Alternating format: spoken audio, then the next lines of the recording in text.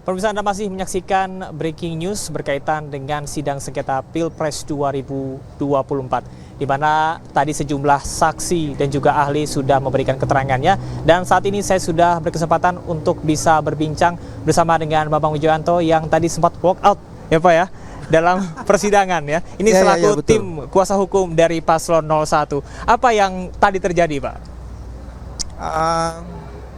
Tadi pagi itu ada, saya nggak mau sebut insiden lah, tapi kemudian kami mempersoalkan beberapa ahli yang hadir.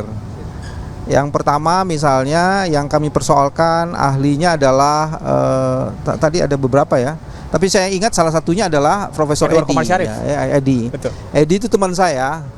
Nah, sekarang dia sedang menghadapi kasus korupsi dan saya mendengar dari teman saya di KPK prosesnya sedang jalan. Jadi saya meminta kepada hakim untuk mempertimbangkan apakah beliau harus tetap menjadi ahli atau tidak. Dan karena keberatan saya ditolak, nah saya mengambil posisi kalau gitu saya tidak akan bertanya untuk menghormati marwah Mahkamah Konstitusi dan juga memberikan keleluasaan kepada Profesor Edi untuk bicara di depan. Jadi baik, Pak Bambang, Anda artinya sudah mewanti-wanti sebelum walk out bahwa apabila yang bersangkutan tetap menjadi saksi dalam persidangan. Sebenarnya tadi ada 3 atau 4 ahli yang dipersoalkan ya, cuman saya lupa. Salah satunya mungkin, salah satunya tadi dipersoalkan itu Profesor Asrun ya, karena Asrun itu ternyata tadinya Andi Asrun, ya. Andi Muhammad Asrun atau Muhammad Andi Asrun gitu ya. Andi Muhammad Asrun. Ya, tadinya tuh dia adalah orang yang terlibat di dalam TKN-nya tim 03. Terus mengundurkan diri dan dianggap ada potensi konflik of interest. Nah, itu yang terjadi. Terus sudah gitu juga dipersoalkan Prof Edi, ada 2 lagi yang dipersoalkan, saya lupa. Tapi kira-kira itu. Nah, yang paling menarik sebenarnya ada 3 hal proses sidang hari ini. Ya. Kalau mengaitkan dengan ahli-ahli yang sudah diperiksa, ada 6 orang, itu 4 orang yang awal itu berkaitan dengan isu-isu kepemiluan dan tata negara. Tapi kalau dilihat, saya harus mengatakan begini, kami berterima kasih atas saksi yang diajukan itu, karena ternyata saksi itu banyak menguntungkan kami. Dalam hal apa menguntungkannya? Misalnya Profesor Andi Asrun ya, dia menjelaskan pernyataan-pernyataannya, tapi kemudian dapat teguran itu dari hakim karena apa yang dikemukakannya itu ternyata tidak update dengan perkembangan putusan-putusan Mahkamah Konstitusi, dan itu agak fatal itu karena ada pertanyaan. Pernyataan yang disampaikan tidak aktual. Tidak aktual dan agak old fashion juga ya. Terus udah gitu juga pernyataan yang dilakukan oleh yang kedua ya, oleh Margarito Kamis juga yang keempat. Yang kedua itu Aminuddin Ilmar kalau nggak salah ya. Itu juga seperti itu. Jadi pernyataan-pernyataannya itu banyak yang sebenarnya bertentangan dengan judicial activism yang sudah dikembangkan di MK. Misalnya saja Margarito Kamis menyatakan bahwa sebenarnya proses dan hasil tidak boleh diperiksa. Kualitatif persoalan tidak boleh diperiksa, yang diperiksa hanya hasil saja. Terus Profesor Saldi tadi mengatakan, kamu sudah pernah baca putusan Pilpres tahun 2019 yang pada saat itu kami, kebetulan saya jadi lawyer Pak Prabowo pada saat itu, yang mempersoalkan bahwa Pak Ma'ruf Amin itu ada konflik of interest karena dia juga masih menjadi penjabat dari suatu komisaris di beberapa bank. Itu persoalan proses. Artinya ada kontradiksi di sana. Iya, jadi saya bersyukur sih diajukan saksi gitu. Ya lucu-lucu lah, tapi alhamdulillah. Ini kalau kita berfokus kepada Pak Andi Asrun, salah satu pihak yang Anda merasa keberatan dirinya memberikan pernyataan gitu dalam persidangan ini. Beliau menyampaikan bahwasanya permintaan dari tim 01 dan juga 03 untuk mendiskualifikasi Prabowo Gibran adalah tidak mungkin, karena dalam sejarah tidak pernah MK mendiskualifikasi paslon. Itu juga salah. Itu juga salah. Itu salah.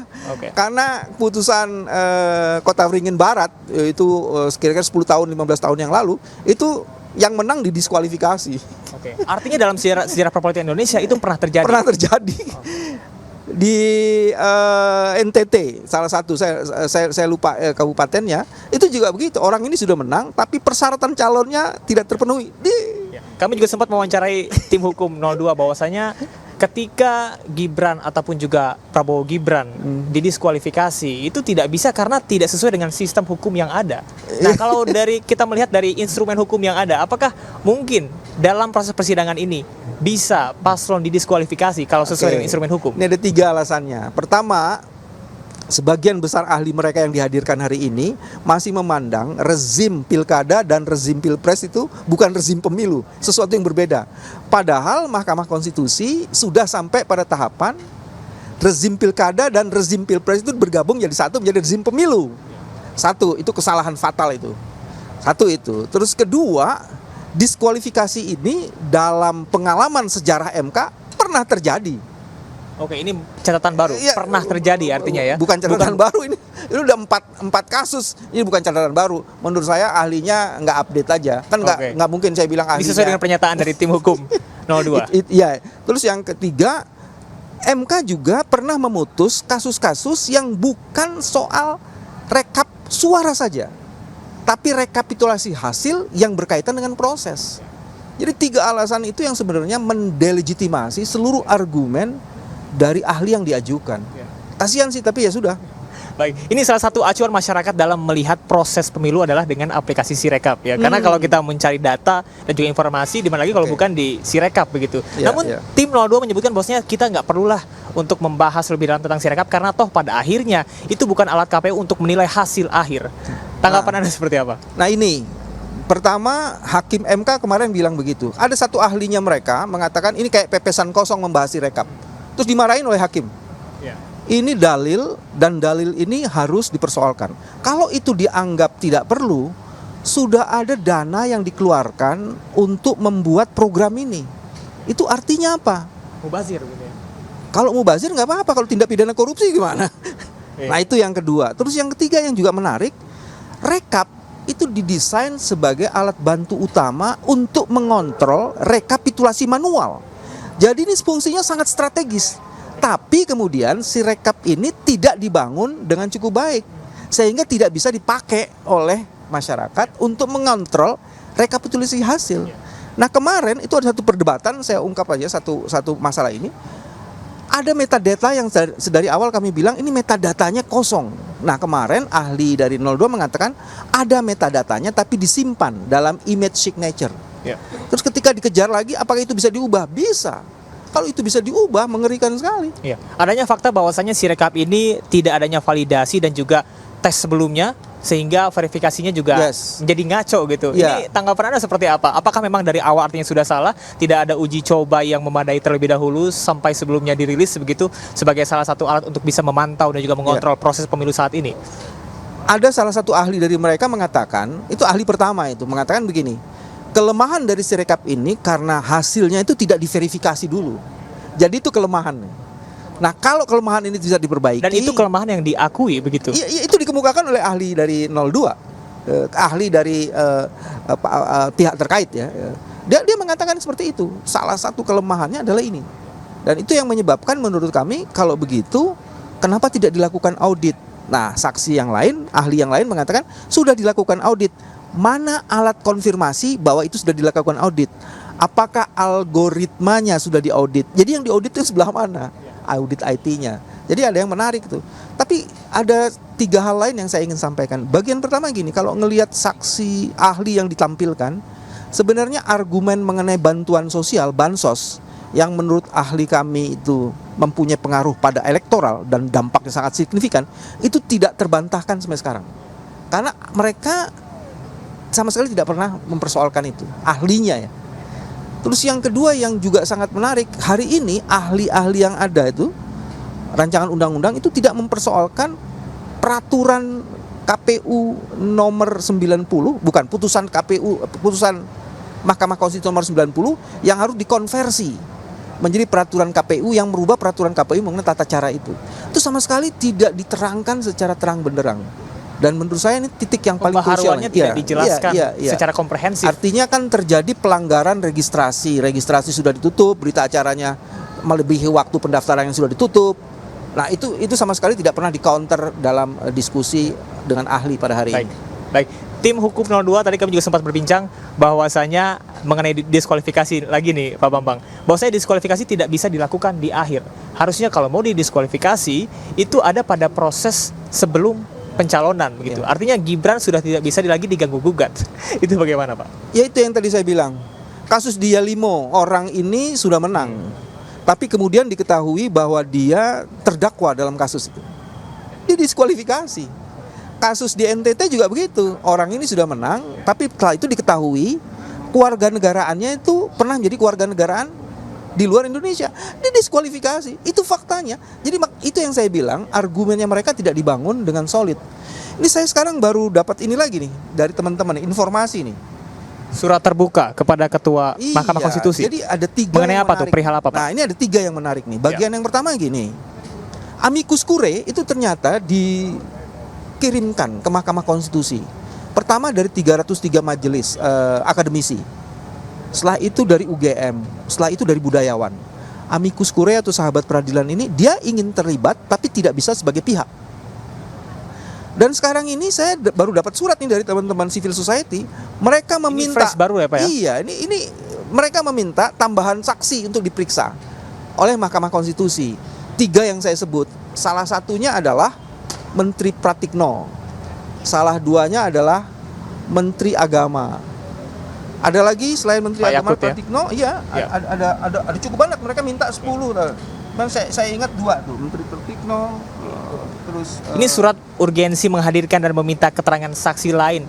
satu lagi Menteri Dalam Negeri Tito Karnavian. ya, karena kemungkinan mobilisasi dan macam-macam dilakukan oleh Tito kan melalui Kemendagrinya itu. Ini masih ada proses ya kurang lebih ya 2 minggu begitu ya. Apakah mungkin permohonan ini disetujui oleh sidang putusannya tanggal 22. Jadi kemungkinan besar kalau civil society ini confirm dan mempersoalkan dan meminta dengan sangat kepada majelis, mudah-mudahan masih ada dikabulkan. posibilitas masih begitu ada possibility-nya masih kuat ya. Oke, baik. Dan ini menarik, nanti mudah-mudahan mereka akan konferensi sendiri mengenai ini.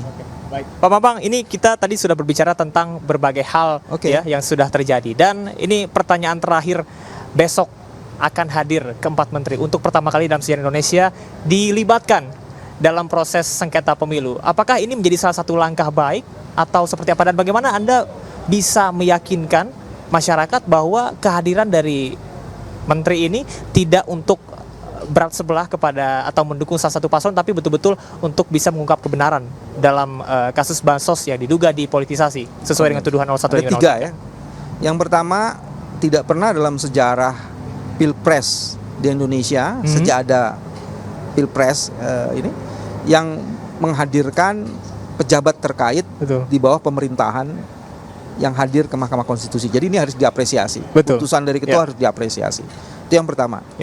Yang kedua, tentu saja kita akan melihat lebih lanjut apakah pertanyaan-pertanyaan yang diajukannya itu memang benar-benar akan mengulik secara sempurna berbagai hal yang berkaitan dengan potensial abuse of power yang dilakukan oleh kekuasaan. Terus yang ketiga, saya ingin mengatakan ini, saya ingin memberikan apresiasi. Hakim-hakim konstitusi paling tidak dalam persidangan hari ini, karena ahlinya tuh keren lucunya gitu, itu terlibat banyak loh. Hakim yang mulia Hakim Asrul Sani, terus Hakim Saldi, Hakim Daniel, Hakim Arif, kemarin tuh Profesor Eni, itu hampir semuanya terlibat. Dan menurut saya ini tanda-tanda yang cukup baik, karena salah satu hukum acara memang hakim harus aktif terlibat untuk mempersoalkan hal-hal yang belum jelas. Baik Pak Bambang, tentunya kita nantikan bersama ya. Mungkin besok ini akan menjadi salah satu hal yang paling ditunggu-tunggu oleh masyarakat seluruh Indonesia untuk bisa melihat bagaimana pertanggungjawaban dan juga penjelasan mengenai bansos yang diduga dipolitisasi. Terima kasih Pak Bambang, sehat selalu. Ya, terima kasih. Pemirsa, itu tadi perbincangan kami bersama dengan kuasa hukum dari tim Paslon 01 dan kita akan simak bersama kelanjutan dari sidang sengketa Pilpres 2024 langsung dari Gedung Mahkamah Konstitusi Jakarta Pusat.